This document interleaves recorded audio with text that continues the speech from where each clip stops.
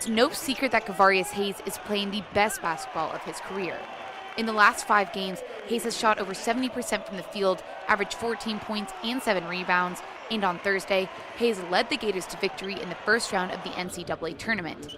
And now, Hayes is spearheading the mission for his team to defeat the Michigan Wolverines on Saturday and advance to the Gators and to Kevarrius' second Sweet 16 appearance in 3 years. I feel like the energy and kind of like how we're playing together right now is, I'm excited to kind of see how that plays out.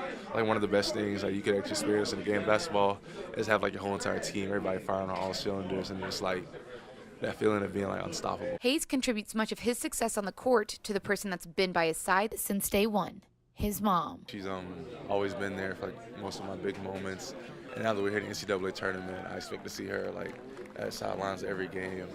And I feel like she kind of helps me play, like play up to the level of competition that I'm at. Kevarrius says that it's always been her and Kevarrius against the world. We've been really close, since, growing up. It's always been just me and him traveling and stuff. So I guess we just have this bond where we're more like, a lot of people look at us like, oh, that's your brother, because we have a lot of fun. We're together. It wasn't always easy for Kevarrius and his mom, though. Kevarrius had Kevarrius at age 15, and when he turned 5, she was deployed to Iraq. This would be the first of 3 separate occasions of when the two were separated during Kevarrius' younger years. So it was a little emotional for me the first time because he was he was younger. But by the second and third time I left, he was a little bit older. So it made it a little bit easier. My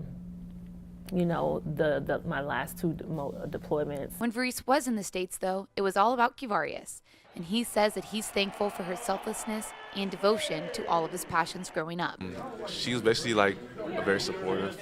So anything that I found interesting, she would like make sure I got to experience it, whether it was from baseball to football, and then I finally like latched on to basketball. She was the one like driving me 2 hours every weekend. Now, 10 years later, Kevarrius says she's so proud to watch the man that he has become today. I can see where a lot of the things that, I've strived to do growing up, having him young and just, pushing through and just making sure I excel and achieve so I can, things could be better for him.